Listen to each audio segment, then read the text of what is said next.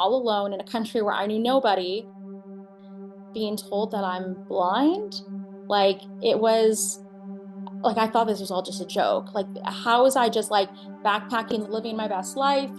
Ashley King from Canada warned travelers after a methanol-tainted cocktail in Bali left her blind. If someone would have told me that go on this trip abroad and something bad was going to happen to me, I would have thought that I would have been like attacked by a shark. Like, I did not think I was going to drink something that was going to make me lose my eyesight. She and a friend were traveling before starting college.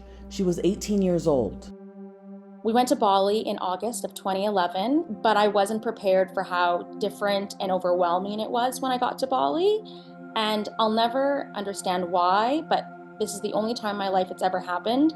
But I just had an overwhelming, ominous feeling the entire time that I was in Bali. My intuition and my gut were just telling me, like, you need to get out of Bali. Everything that could have gone wrong for me, credit cards pickpocketed, lots of bed bugs and rashes and sickness from like the food. And so I wasn't really having a good time. She stuck it out and stayed on the trip. On the last night, she and friends went out for drinks. So we figured, why not? I had ordered a drink that had been served to me in like a plastic water bottle. The way that it was like advertised, that it was like perfect for spill-free dancing, so you wouldn't spill your drink. But it was still just like a mixed cocktail. I wasn't alarming the way that it was being served to me. Nothing felt different. I didn't feel any kind of differentness in like my feelings of like drunkenness or the way my body was feeling. The next day, she flew to New Zealand. Maybe like 6 p.m. that day, I remember feeling just really tired and having no appetite. I'm just gonna go to bed and tomorrow will be a new day. I remember looking over and I had left my light that was next to my bed on. When I woke up the next morning, the light was off, and I thought that was a little funny. Like, why would someone turn my light off? And I went to the bathroom and I noticed the lighting in the bathroom was also really dim. And I just thought maybe it's just like, a not so good of a hostel, so the lighting's not so great. I all of a sudden started gasping for air. I couldn't breathe. I was like hyperventilating. Ashley went to the receptionist for help.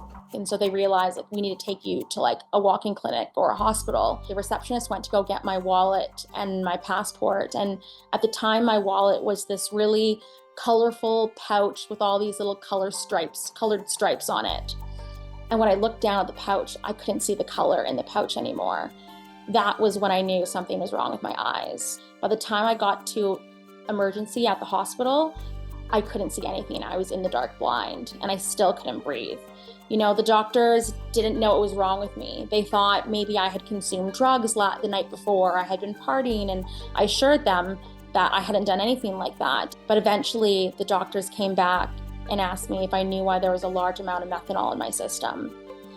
And I didn't know what methanol was. Methanol is often deliberately and illegally added to alcoholic beverages as a cheaper alternative to ethanol, normal alcohol, in countries where taxes on legitimate alcohol or the cost of legitimate alcohol might be perceived as too high, according to the Methanol Institute. Once doctors realized that it was methanol that was in my system, antidote for methanol is actually pure alcohol. So methanol is only bad for you once your body starts to metabolize it. And when it metabalizes it, the methanol turns your blood into an acid, and basically that blood embalms you from the inside out. It turns your blood completely acidic, that then goes through all of your organs and damages the inside of your body that way. But your body will stop metabolizing that methanol if ethanol is present, so what we typically drink.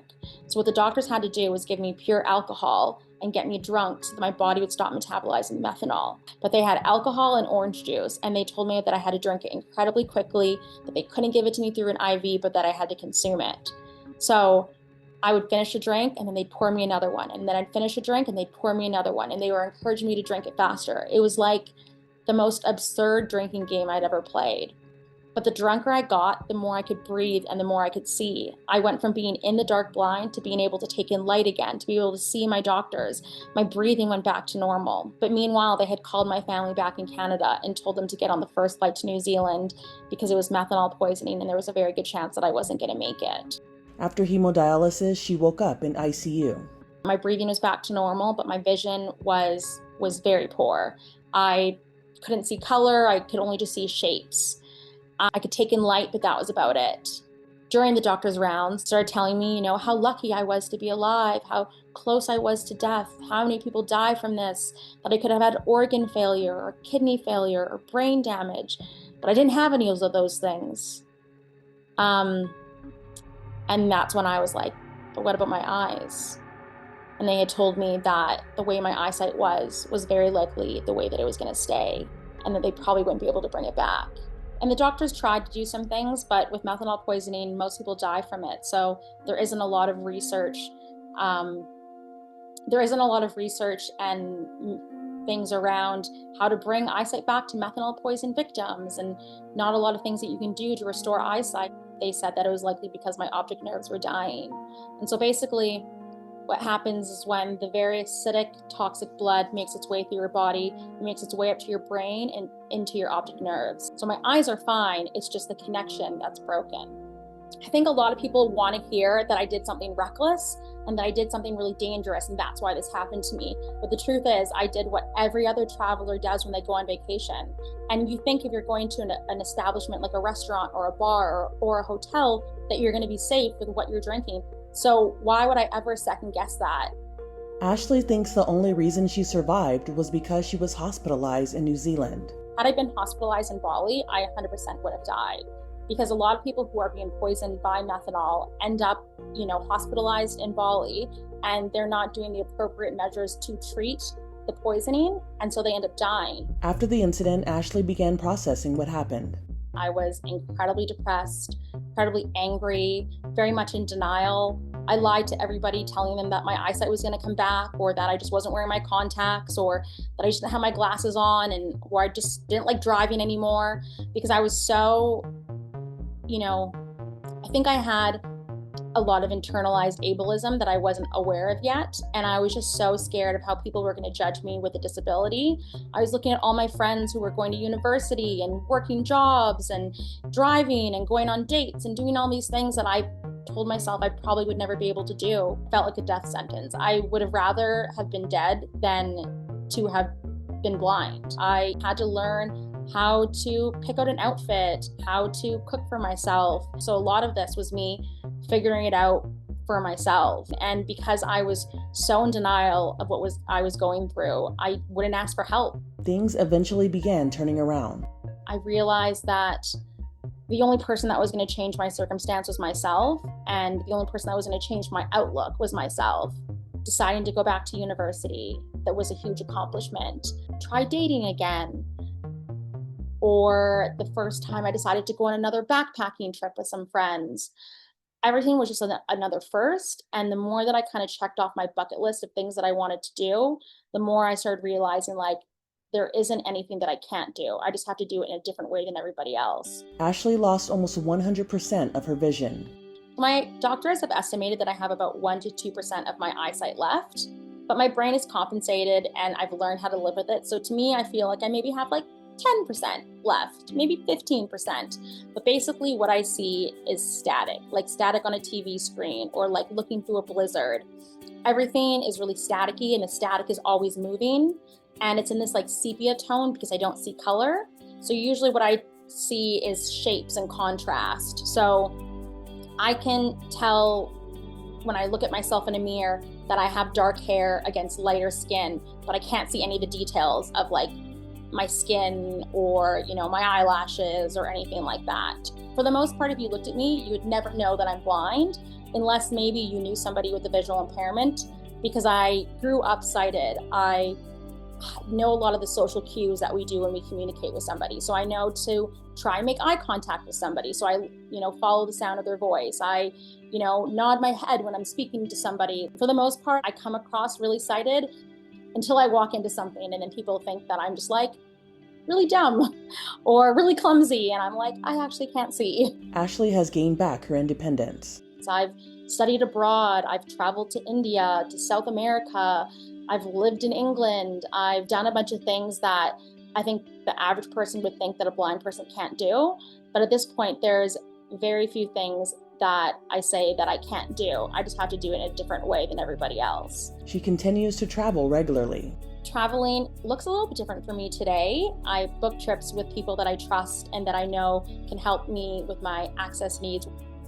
I say to the airline that I have a visual impairment and that I'm disabled. I'll get the Uber to drop me off wherever I need to go. I might ask the Uber for some assistance, and I might FaceTime a friend and be like, what am I looking for right now? Thank God for technology. When I travel or even in my day-to-day life, I can basically do everything with my phone. She's made a successful career in acting. I decided to write a play, and they often say, if you don't know what to write about, write what you know. So I thought I'd write a play about how I lost my eyesight. And in September of 2024, we premiered Static, a Party Girl's memoir, in Calgary, Alberta, to sold-out audiences. Her play has won several awards and accolades and led to a successful podcast. Alexa, play the latest episode of Static, a Party Girl's memoir. I've never thought, going blind and methanol poisoning could be positive in some way, but it's been a good year, and it's kind of turned into my calling card and, what people know me for. She's created a change.org campaign to bring awareness to methanol poisoning. You may think you're drinking a vodka soda, but what you may not know is that it's a methanol-tainted cocktail. Because of this, I'm sharing my story. I've also created a change.org campaign to spread awareness about methanol poisoning around the world. Petitioning for education surrounding methanol poisoning. I would like to see methanol poisoning be taught in schools so that youth one day who decide to travel can be aware of the dangers of methanol poisoning. I would also like to see it be advertised in airports and on airlines so that travelers who are one day going to these countries where methanol poisoning takes place can be aware of the dangers and how to look out for it. So many people in the world do not know that methanol poisoning exists, and they should. Ashley's incident was 15 years ago, but incidents involving methanol poisoning are still happening today. So she wants to keep people educated. I could have died, and for whatever reason I didn't, and for some reason I'm still here, and so many people die from this, but for some reason I didn't. So there has to be a purpose for why I'm still here, and maybe this is my purpose. I'm like every other traveler. I went out for a couple of drinks. I said yes to a drink that looked to be not suspicious at all, and something bad happened to me that could have been prevented. The reality is, people are going to drink. They just need to be educated on what's safe to drink. And typically, it's beer, it's canned cocktails, it's duty-free.